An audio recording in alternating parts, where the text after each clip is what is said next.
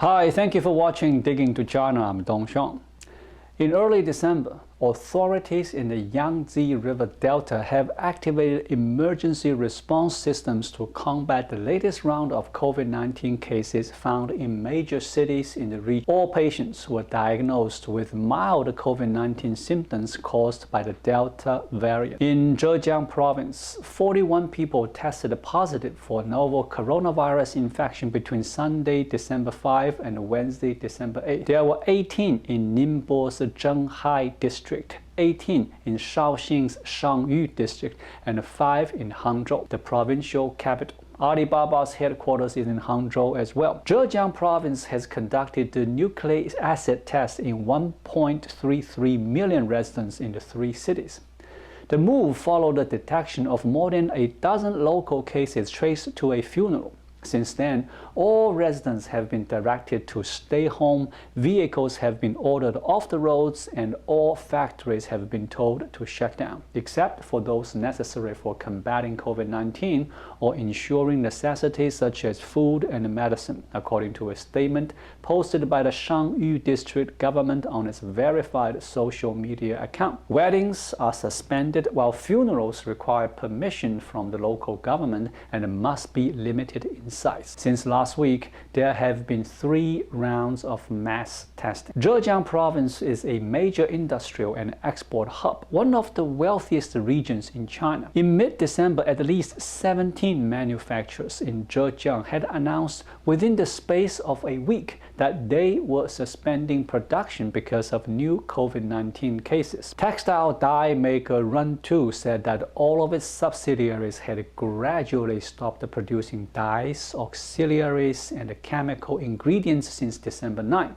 These products made up 95% of the firm's revenue in the first 3 quarters of this year. On the same day, Mustang Battery released a statement announcing the suspension of operations that it expects some delays in production and deliveries. Semiconductor equipment manufacturer Longshan Group said on the evening of December 12th that its factory in the Shangyu district of Shaoxing has stopped the production, but the temporary halt will not affect annual revenue. The chemical maker Longshan Group had been preparing to suspend output since December 9. In the first 9 months of this year, almost 54% of its earnings came from making dyes, chemical intermediates, and water-reducing agents. Although Chinese case counts are minuscule compared to other major economies, officials in Zhejiang have employed the country's signature zero-tolerance policy. More than 70,000 people have been placed under some form of isolation in the province,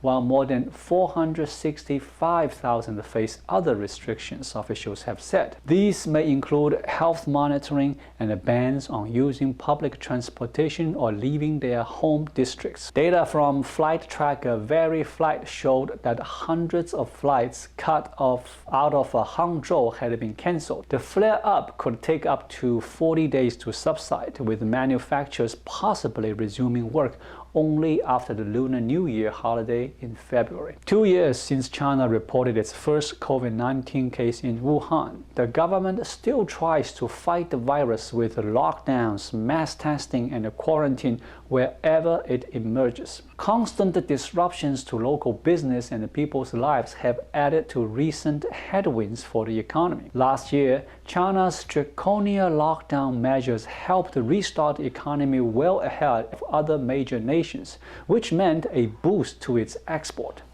This year, it is becoming clear that authorities' measures to control outbreaks come with economic costs. In recent months, economic activity has been cooling across several sectors, while industrial production growth picked up in November.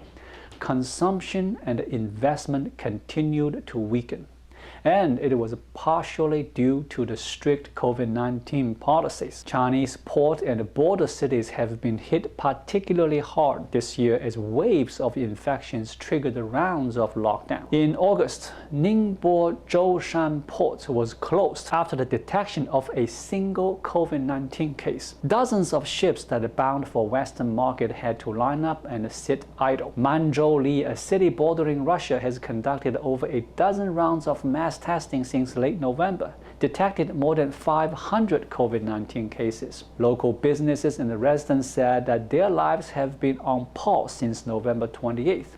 Nearly all flights, trains, and public transportations are halted, disrupting domestic and foreign trade. It is still under lockdown. In late December last year, Hangzhou was locked down for more than a month. History repeats itself 1 year later. Ruili is a border city with Myanmar. It has a vibrant jewelry trading center. Local economy grew at more than 8% in 2020. But for the first 9 months of this year, Ruili's economy contracted 8.4% from a year earlier due to repeated lockdowns for more than a year. As China's economy slows, officials and economists are becoming more concerned about the strength of the labor market. Signals of stress began to emerge. The surveyed unemployment rate in urban China edged up to 5% in November. It was 4.9% in October. The urban jobless rate for those aged 16 to 24 stayed high at 14.3% in November. New home prices dropped 0.33% in November from October across 70 cities. This is the biggest month-over-month decline in about 6 years. New construction starts by property developers dropping more than 9% in the January to November period from a year earlier. Construction sector provides jobs for migrant workers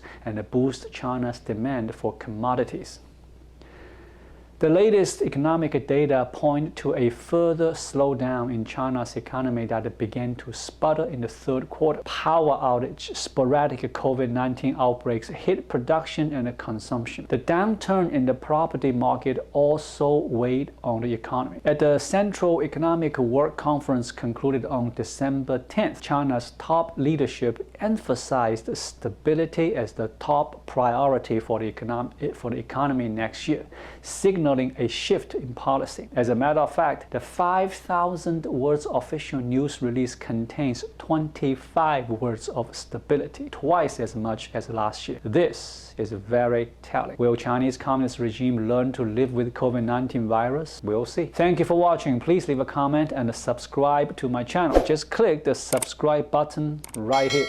I'll see you again shortly. Until then, be well.